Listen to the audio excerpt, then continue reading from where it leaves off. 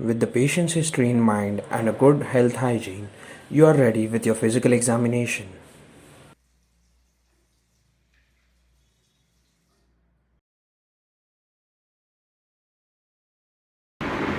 For the physical examination of thorax and lungs, I need to undrape your gown. Is it okay?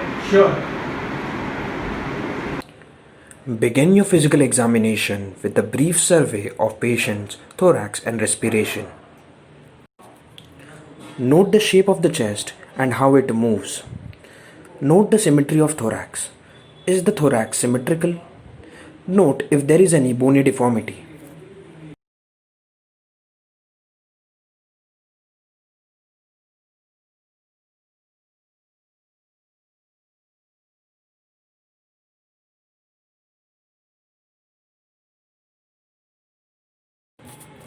Measure the lateral chest diameter.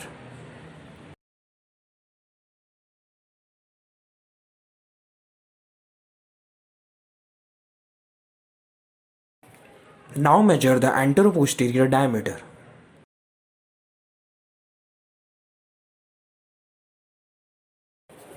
The ratio of anteroposterior diameter and the lateral chest diameter is usually between 0.7 to 0.9 and it gradually increases during aging. Count the respiratory rate, that is, number of breaths taken by the patient per minute. A healthy resting adult breathes quietly and regularly about 20 times a minute. Note whether the expiration lasts longer than usual. Check for the signs of respiratory distress. If the respiratory rate is more than 25 breaths per minute, it is the sign of tachypnea. Tachypnea increases the likelihood of pneumonia and cardiac diseases. Listen for the audible sounds of breathing. Is there audible whistling during inspiration over the neck or lungs? Audible high-pitched inspiratory whistling or stridor is an ominous sign of upper airway obstruction in the larynx or trachea that requires urgent airway evaluation. Wheezing is either expiratory or continuous.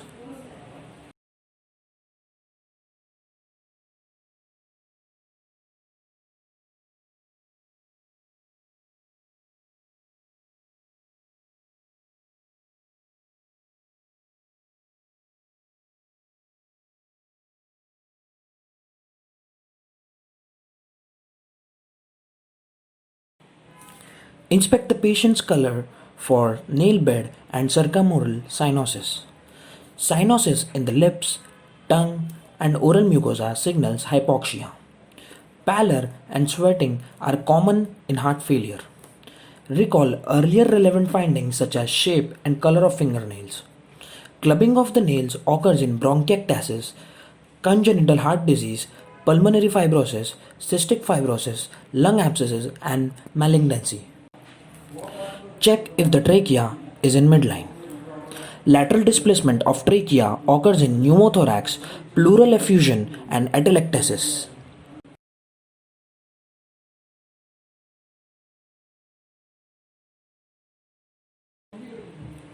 Standing in the midline position behind the patient, note the shape of the chest and how the chest moves. Note deformities or asymmetries in chest expansion.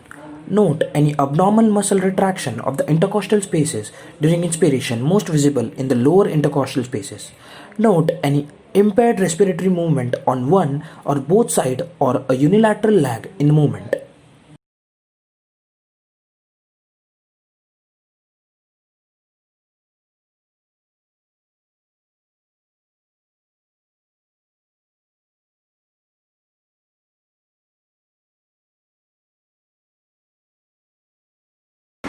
I palpate your back. Tell me if it hurts. Identify tender areas. Palpate any area where the patient reports pain or has visible lesions or bruises. Note any palpable crepitus, which is crackling or grinding sound over bones, joints, or skin. Tenderness, bruising, and bony step-offs are common over a fractured rib. Also inspect the overlying skin. Locate the 7th intercostal space, which is at the inferior angle of scapula, and then locate the 10th rib. Place your thumb at about the level of 10th rib. Position your hands and slide them medially just enough to raise a loose fold of skin between your thumbs over the spine. Ask the patient to inhale deeply. Watch the distance between your thumb as they move apart during inspiration and feel for the range and symmetry of the rib cage as it expands and contracts. I'm going to press my hand on your back and you have to say 99, 99, 99 over and over again. Is it okay? Sure. To detect the fremitus, use either the ball or the unlarged surface of your hand to optimize the vibratory sensitivity of the bones of your hand. Use both hands to palpate and compare symmetric areas of the lungs. Fremitus refers to the palpable vibrations that are transmitted throughout the bronchopulmonary tree to the chest wall as the patient is speaking normally. Fremitus is typically more prominent in the interscapular area than in the lower lung fields and is easier to detect over the right lung. Percuss the chest in systematic manner, moving down the thorax from side to side as demonstrated in a ladder-like pattern.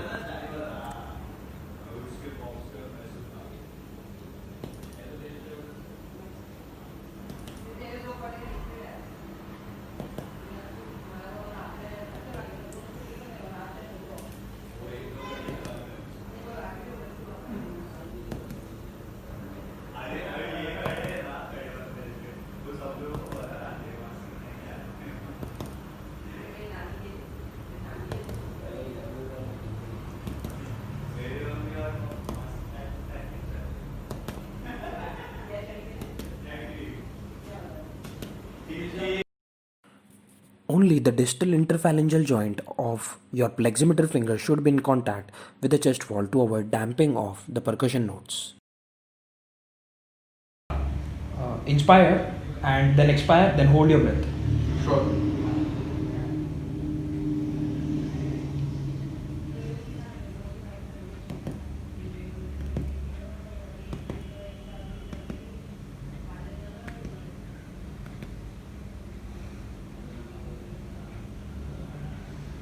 Inspire and hold.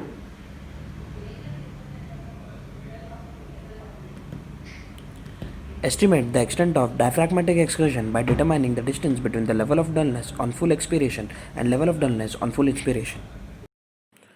The normal diaphragmatic excursion is about 3 to 5.5 centimeters.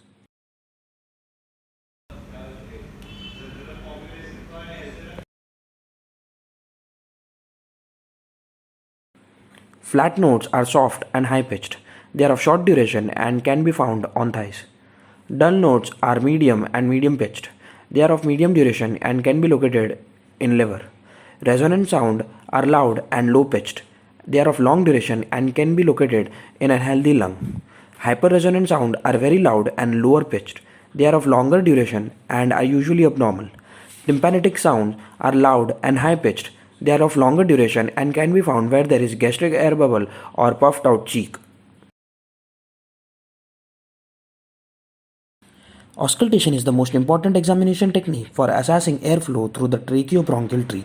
Auscultation involves listening to the sound generated by breathing, listening for any adventitious sounds, and if abnormalities are suspected, listening to the sounds of the patient's spoken or whispered voice as they are transmitted through the chest wall. Listen to the breath sounds with the diaphragm of your stethoscope after instructing the patient to breathe deeply through an open mouth. Always place the stethoscope directly on the skin. Clothing alters the characteristic of the breath sounds and can introduce friction and added sounds. Use the ladder pattern suggested for percussion, moving from one side to other. Listen to at least one full breath in each location. If you hear any abnormal sounds, auscultate adjacent areas to assess the extent of abnormality. If the patient becomes lightheaded, hyperventilation allow the patient to take a few normal breaths.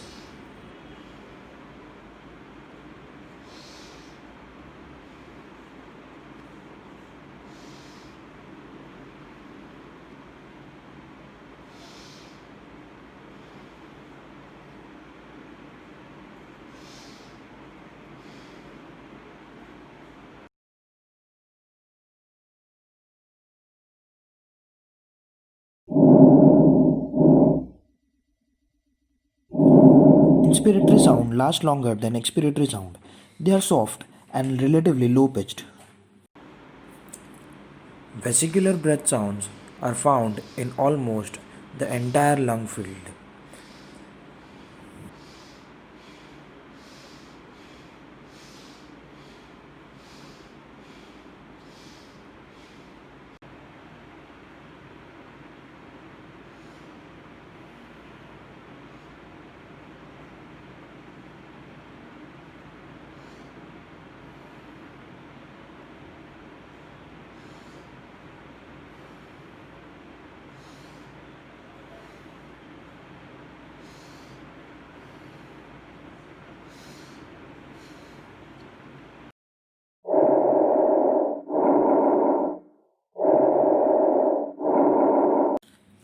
Inspiratory and expiratory sounds are almost equal. They are of intermediate intensity and intermediate pitch. Anteriorly, the bronchiovesicular sounds can be found in the second intercostal spaces.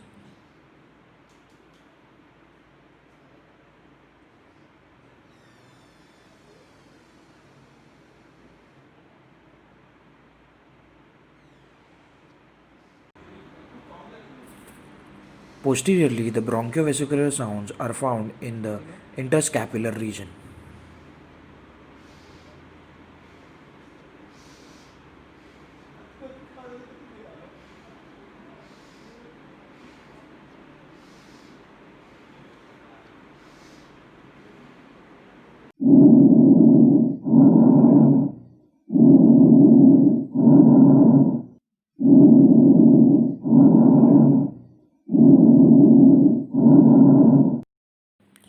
Bronchial sounds are loud and high pitched. Expiratory sound lasts longer than inspiratory sounds, and there is a small gap in between. Bronchial sounds can be found on the main bronchus.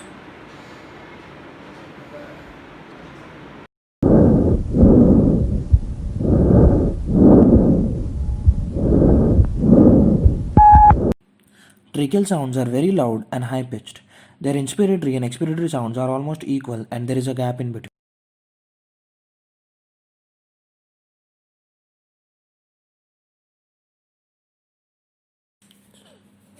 Adventitious sounds are of two types. First, discontinuous, and second, continuous.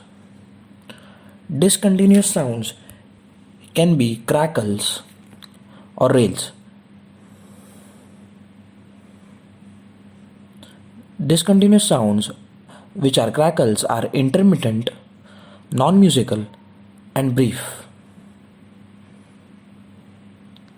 like dots in the time. Whereas continuous sounds can be wheezes and rhonchi. Wheezes and rhonchi are sinusoidal, musical, and prolonged. They are like dashes in time. Crackles can be divided into two: fine crackles, which are soft and high pitched. They are very brief.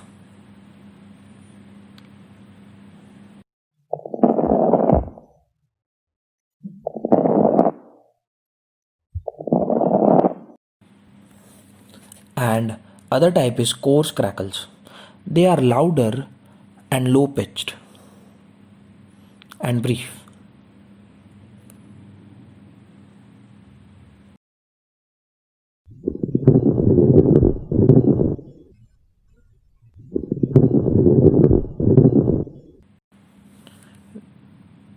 Wheezes are high pitched. They have a hissing quality.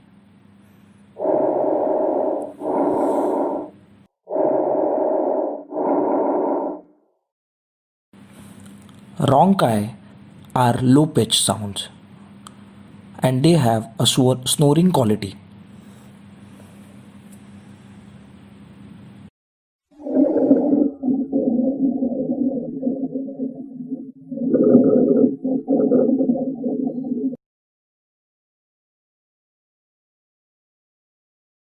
You have to say 99, 99, 99. Okay.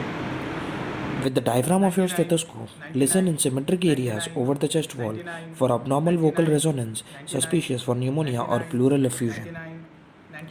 Normally, when the patient says 99, the sound which is transmitted through the chest wall is muffled and indistinct. Louder sounds are called bronchophony.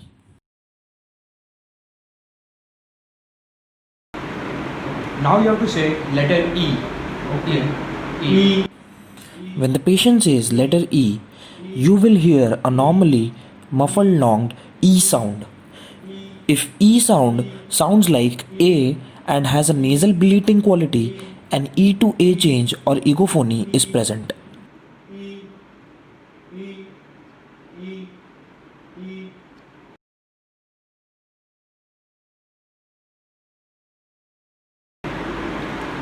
Now you have to whisper 1, 2, 3, 1, 2, 3. Is it okay? Okay.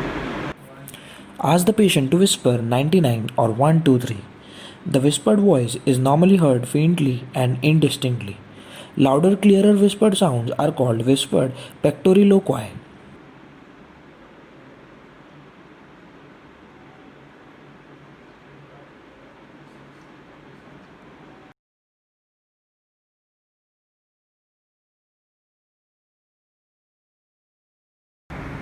Now I will examine your anterior thorax and lungs. For that, I need to undrape your gown. Is it okay? Okay. When examined in supine position, the patient should lie comfortably with arms somewhat abducted. Observe the shape of the patient's chest and the movement of the chest wall. Note any deformities or asymmetry of the thorax. Note any abnormal retraction of the lower intercostal spaces during inspiration or any supraclavicular retraction. Note the local lag or impairment in respiratory movement.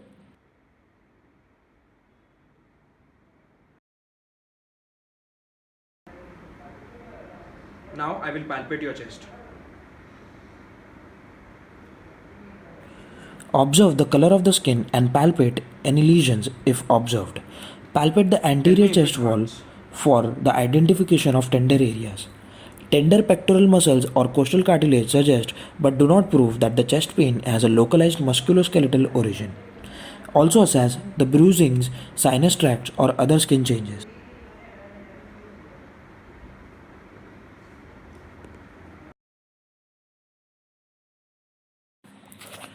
Place your thumb along each costal margin and your hands along the lateral rib cage.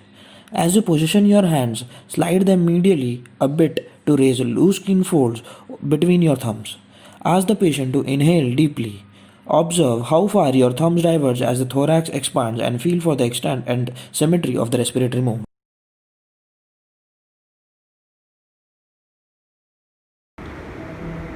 I will press my hand on your chest and you have to say 99, 99, 99 over and over again. Is it okay? Okay.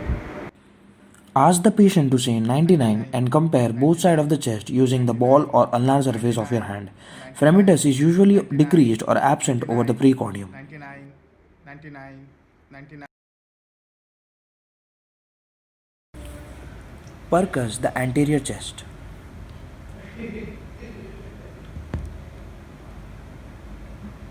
The heart normally produces an area of dullness to the left of sternum from 3rd to 5th intercostal spaces.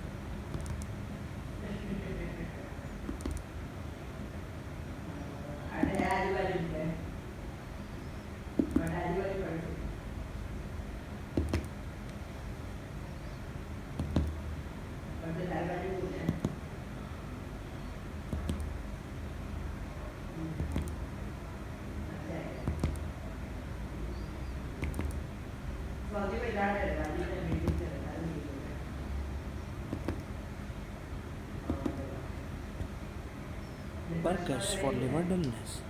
With your pleximeter finger above and parallel to the expected upper border of the liver dullness, percus in progressive step downward in the right mid-clavicular line. Identify the upper border of liver dullness.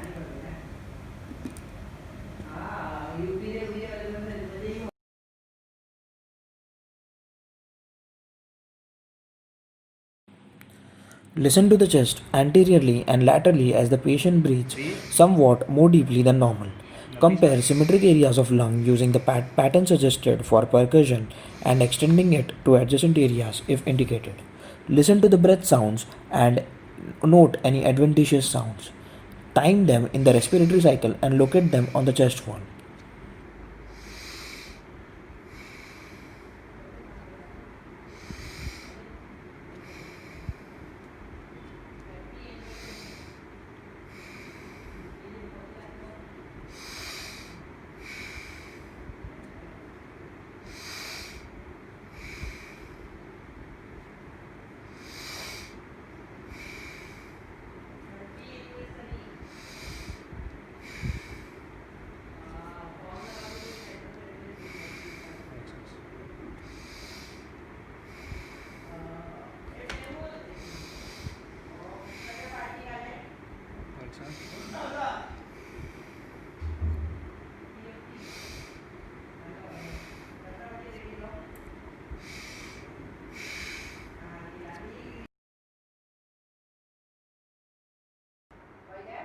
Say 99, 99, As the patient says 99. 99, check for any transmitted 99, sound. 99, 99, 99, 99, 99, 99, 99, 99, 99, 99, 99, 99, 99, 99, 99, 99.